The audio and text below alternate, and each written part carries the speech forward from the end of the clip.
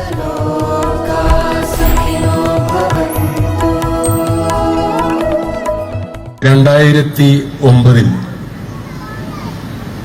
ബറോഡയിലെ ഒരു വലിയ ഹോട്ടലിൽ നമ്മുടെ മുൻ രാഷ്ട്രപതി, ഒരു ലോകപൗരന്റെ തലത്തിലേക്ക് വളർന്ന ഒരു മഹാപുരുഷൻ APJ അബ്ദുൽ കലാം സാറ് ഈ പരിപാടിയായിട്ട് ബന്ധപ്പെട്ട് വന്നിരിക്കുന്ന സമയം അദ്ദേഹത്തിന് വൈകുന്നേരം ഒരു ഫോൺ കോൾ വന്നു. ആ ഫോൺ കോൾ ഡോക്ടർ ശൈലേഷ് മേത്തയുടെയാണ്. അദ്ദേഹത്തിന് 69 വയസ്സുണ്ട്. ഭാരതത്തിൽ അറിയപ്പെടുന്ന കാർഡിയാക് സർജൻ. ഒരു ദിവസം കുറഞ്ഞത് 10ഓളം ഹൃദയ ശസ്ത്രക്രിയ ചെയ്യുന്നയാൾ. മനുഷ്യരക്തം തന്റെ കൈകളിൽ പുരളാത്ത ഒരു ദിവസം പോലും അദ്ദേഹത്തിനില്ല. അദ്ദേഹത്തിന് കിട്ടണമെങ്കിൽ കുറഞ്ഞത് 6 മാസം മുമ്പ് ബുക്ക് ചെയ്യണം. അദ്ദേഹമാണ് സാറിനെ വിളിച്ചത്. എനിക്കൊരു 10 മിനിറ്റ് വേണം, ഞാൻ വലിയ പ്രശ്നത്തിലാണ്. അദ്ദേഹം പറയുന്നുണ്ട്, ഇതൊരു ഇമോഷണൽ അല്ല ശൈലേഷ് മേത്ത, അങ്ങ് വന്നോളൂ, അങ്ങക്ക് എന്താ പ്രശ്നം, നേരിട്ട് പറയണം. അങ്ങനെ ഹോട്ടലിൽ അദ്ദേഹം എത്തുന്നു. ഇവര് സംസാരിക്കുന്നു. അദ്ദേഹം പറയുന്നു, 2008 ഡിസംബർ 25-ാം തീയതിയാണോ 26-ാം തീയതിയാണോ അദ്ദേഹത്തിന്റെ ഹോസ്പിറ്റലിൽ യങ് പേരൻസ് വരുന്നു, ചെറുപ്പക്കാരായ മാതാപിതാക്കൾ. അവരുടെ കൂടെ ഒരു 5 വയസ്സായ മിടുക്കിയായ ഒരു പെൺകുട്ടിയുണ്ട്. ശൈലേഷ് മെസാറിന്റെ യങ് ടീം പരിശോധിച്ചതിന് ശേഷമേ അദ്ദേഹം രോഗി നോക്കുകയുള്ളൂ. ഈ കുട്ടിക്ക് ഹൃദയ സംബന്ധമായ പ്രശ്നമാണ്. ജൂനിയർ ഡോക്ടേഴ്സിനെ കണ്ടു, അവർ പരിശോധിച്ചു. അവരോടൊന്നും തന്നെ പറഞ്ഞു, ഒന്നും ചെയ്യാനില്ല, സാറിനെ കണ്ടിട്ട് കാര്യമില്ല. ഈ ചെറുപ്പക്കാരി അമ്മ പൊട്ടിക്കരഞ്ഞു. എവിടെ ചെന്നാലും ഇത് തന്നെയാണ് കേൾക്കുന്നത്. ഞങ്ങൾക്ക് അദ്ദേഹത്തിന് കാണാൻ, എന്റെ കുഞ്ഞിന്റെ ഈ കേസ് ഷീറ്റ് ഒന്ന് കാണിക്കാനെങ്കിലും അവസരം തരൂ, ഞങ്ങൾക്കൊന്നും ചെയ്യാനില്ല. മിടുക്കിയ കുട്ടി അതിലൂടെ ഓടിപ്പാഞ്ഞു നടക്കുന്നുണ്ട്. ഏതായാലും ഡോക്ടർ ശൈലേഷ് മേത്ത അറിഞ്ഞു. അദ്ദേഹം അവരെ തന്റെ ക്യാബിനിലേക്ക് വിളിപ്പിച്ചു. അവിടെ ചെന്നു. ഇവർ കൂടെ കേസ് ഷീറ്റ് തുറന്നു നോക്കി. ആദ്യത്തെ 2 പേജ് നോക്കി കഴിഞ്ഞിട്ട് സാർ പറഞ്ഞു, സോറി, എനിക്ക് സങ്കടമുണ്ട്, എനിക്കൊന്നും ചെയ്യാനില്ല. ചെയ്യാനുള്ളത് ഈ നിമിഷം തന്നെ ഈ കുട്ടിക്ക് ഓപ്പൺ ഹാർട്ട് സർജറി ചെയ്യണം. അങ്ങനെ ചെയ്താൽ 70% ഈ കുട്ടി രക്ഷപ്പെടാൻ സാധ്യതയില്ല. 30% പ്രതീക്ഷയുള്ളൂ. ഈ കുട്ടി സർജിക്കൽ ടേബിളിൽ നിന്നും ജീവനോടെ കൊണ്ടുവരാൻ സാധ്യമല്ല. സർജറി ചെയ്തില്ല എങ്കിൽ 3 മാസത്തിനകം കുട്ടി മരിക്കും. നിങ്ങൾ ആലോചിക്കൂ, എന്ത് ചെയ്യണം? പൊക്കോളെന്നാണ് അദ്ദേഹം കരുതിയത്. ഈ ചെറുപ്പക്കാരായ മാതാപിതാക്കൾ ആലോചിച്ചിട്ട് പറഞ്ഞു, സർ, അങ്ങ് സർജറി ചെയ്യണം. സാറാകെ ഞെട്ടിപ്പോയി. എന്തിനാ? എനിക്കൊരു ഉറപ്പുമില്ല, അങ്ങ് കൈവിടരുത്. അങ്ങനെ ഈ അമ്മയുടെയും അച്ഛന്റെയും കണ്ണീര് കണ്ട് സർജറി ചെയ്യാൻ തീരുമാനിച്ചു. ഒരാഴ്ച മുമ്പ് എന്റെ പ്രിപ്പറേഷൻ വേണ്ടി കുട്ടിയെ അഡ്മിറ്റ് ചെയ്തു. വൈകുന്നേരം റൗണ്ട്സിന് ചെല്ലുമ്പോൾ ഈ അമ്മ, ചെറുപ്പക്കാരിയായ അമ്മ, തന്റെ മോളോട് പ്രാർത്ഥിപ്പിക്കുന്നതും നല്ല കാര്യങ്ങൾ പറഞ്ഞു കൊടുക്കുന്നതും ഈശ്വര കാര്യങ്ങൾ കുട്ടിയെ കൊണ്ട് പറയിപ്പിക്കുന്നതും ഡോക്ടർ ശ്രദ്ധിക്കുന്നുണ്ട്. ഓപ്പറേഷൻ ദിവസമായി. തിയേറ്ററിൽ കുട്ടി കൊണ്ടുവന്നു. പച്ച ഉടുപ്പൊക്കെ ഇടിപ്പിച്ചു. ഇവിടെ സർജിക്കൽ ടേബിളിൽ കിടത്തി.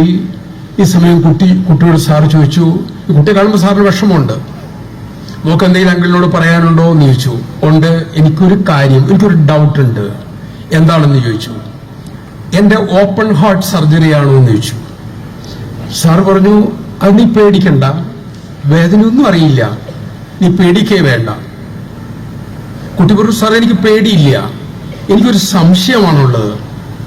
ഇത് ഓപ്പൺ, എന്റെ ഹൃദയം മുഴുവനായിട്ട് തുറക്കുമോ? ഡോക്ടർ വീണ്ടും പറഞ്ഞു, നീ പേടിക്കല്ലേ, ഞങ്ങൾ ചെറിയൊരു കുത്തിവയ്പ് തരും, നീ ഉറങ്ങിപ്പോവും, കുറച്ചു നേരം നീ കണ്ണു തുറക്കും, എല്ലാം ശരിയാവും. അങ്കിൾ, എനിക്ക് പേടിയില്ല, എനിക്കൊരു സംശയമാണുള്ളത്. ഡോക്ടർക്കൊന്നും പറയാനില്ല. ശരി, നിന്റെ സംശയം ചോദിച്ചോളൂ. എന്റെ അമ്മ എന്നോട് പറഞ്ഞിട്ടുണ്ട്, ഈശ്വരൻ വസിക്കുന്നത് ഹൃദയത്തിന്റെ അകത്താണെന്ന് പറഞ്ഞിട്ടുണ്ട്. ഞാൻ കണ്ണടച്ചു നോക്കിയാൽ കാണുന്ന മുഴുവൻ ഇരുട്ടാണ്. അങ്ങ് എന്റെ ഹൃദയം തുറക്കാൻ പോവുകയാണ്. അങ്ങനെ തുറക്കുമ്പോൾ അതിൻ്റെ അകത്തിരിക്കുന്ന ഈശ്വരനെ എന്റെ അന്വേഷണം അറിയിക്കണം. 1. 2, ഈശ്വരൻ എങ്ങനെയാണ് ഇരിക്കുന്നതെന്ന് അങ്ങ് ശ്രദ്ധിച്ചു നോക്കി എനിക്ക് പറഞ്ഞു തരണം. ഡോക്ടറെ കണ്ണു നിറഞ്ഞു, കുട്ടിക്ക് ഇഞ്ചക്ഷൻ കൊടുത്തു, അവൾ ഉറക്കത്തിലേക്ക് പോയി, ബോധം കിട്ടു, സർജറി ആരംഭിച്ചു. ആദ്യത്തെ 45 മിനിറ്റ് കഴിഞ്ഞു. ഈ കുട്ടിയുടെ ആ കുഞ്ഞു ഹൃദയത്തിൽ ഒരു തുള്ളി രക്തം പോലും വരുന്നില്ല. കുട്ടിയുടെ ശരീരത്തെ ഘടിപ്പിച്ചിരിക്കുന്ന യന്ത്രങ്ങളെല്ലാം കുട്ടി സിങ്കിങ് ആണെന്ന് കാണിച്ചു തുടങ്ങി. ഡോക്ടറെ കണ്ണു നിറഞ്ഞൊഴുകി. നേഴ്സ് കണ്ണട മാറ്റി കണ്ണക്കുപ്പി കൊടുത്തു. ജൂനിയർ ഡോക്ടറോട് പറഞ്ഞു, ഇനിയൊന്നും നമുക്ക് ചെയ്യാനില്ല, ഞാൻ തോറ്റു, തുന്നിക്കെട്ടിക്കോളൂ എന്ന് പറഞ്ഞു. എല്ലാം സിങ്കിങ് ആണ്. ഈ സമയം പെട്ടെന്ന് അദ്ദേഹത്തിന്റെ ഉള്ളിൽ ആ കുട്ടിയുടെ വാക്ക് കേൾക്കുകയാണ്, അങ്കിൾ ഇത് തുറക്കുമ്പോൾ അതിൻ്റെ അകത്ത് ഈശ്വരനുണ്ടെങ്കിൽ എങ്ങനെയാണ് ഇരിക്കുന്നത് എന്നൊന്ന് പറയണേ. ഈ നിമിഷം സർജറി ടേബിളിന്റെ താഴെ കൈ ഇങ്ങനെ താഴെ കൂപ്പിപ്പിടിച്ച് അദ്ദേഹം മനസ്സാ പറയാണ്, ഈശ്വര അങ്ങുണ്ടോ എന്നെനിക്കറിയില്ല, ഞാൻ അന്വേഷിച്ചിട്ടില്ല, പക്ഷെ അങ്ങുണ്ട് എന്ന് ഈ കുഞ്ഞും അവളുടെ അമ്മയും ഉറച്ചു വിശ്വസിക്കുന്നു. ഞാൻ തോറ്റുപോയി. അങ്ങേക്ക് എന്തെങ്കിലും ചെയ്യാനുണ്ടെങ്കിൽ ഇപ്പോൾ ഈ നിമിഷത്തിൽ ചെയ്യാം, ഞങ്ങൾ തുന്നിക്കെട്ടാൻ പോവുകയാണ്. ഇത് പറഞ്ഞു തീരിലും ആ ചെറുപ്പക്കാരനായ doctor sir, blood is coming. ആദ്യത്തെ ഒരു തുള്ളി രക്തം അവളുടെ വാൽവ് തുറന്ന് ഹൃദയത്തിന്റെ അകത്തേക്ക് വീണു. സർജറി ടേബിൾ ആക്റ്റീവായി. നീണ്ടുനിന്ന 4.5 മണിക്കൂർ സർജറി. എല്ലാം ശരിയായി. കണ്ണുനീര് തുടച്ച് ഈ കഥ പറഞ്ഞിട്ട് ഡോക്ടർ ശൈലേഷ് മെത്ത പറഞ്ഞു, സർ ഞാൻ ഇന്ന് അവളെ കാണാൻ പോവുകയാണ്. അതിനുശേഷം യാത്രയായിരുന്നു. ഇന്ന് ഞാൻ അവളെ കാണും. ഇനി കുറഞ്ഞൊരു 60 വയസ്സ് പൂർണ്ണ ആരോഗ്യത്തോടെ ഈ കുഞ്ഞു ജീവിക്കും. അവൾക്ക് കുടുംബജീവിതം നയിക്കാം. പക്ഷെ എന്റെ പ്രോബ്ലം അതല്ല. അങ്ങേക്ക് എന്താണ് ഇനി പ്രോബ്ലം ഉള്ളത്? അബ്ദുൽ കലാം സാർ ചോദിച്ചു. അപ്പൊ ഞാൻ പറഞ്ഞ വാക്കുതാണ്, ഞാൻ ഇന്ന് അവളെ കാണുമ്പോൾ ആ കുഞ്ഞെന്നോട് ചോദിക്കും, അങ്കിൾ ഈശ്വരനെ കണ്ടുവോ?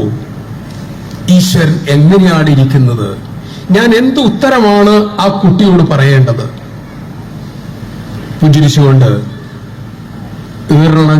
ഈറനണിഞ്ഞ കണ്ണുകളോടെ ആ അബ്ദുൽ കലാം എന്ന മഹാപുരുഷൻ പറഞ്ഞു, അങ്ങ് ആ മോളോട് പറയണം, മക്കളെ നിന്റെ കുഞ്ഞു ഹൃദയത്തിലേക്ക് ഒരു തുള്ളി രക്തമായി ഈശ്വരൻ ഇറങ്ങി വരുന്നത് ഞാൻ കണ്ടു.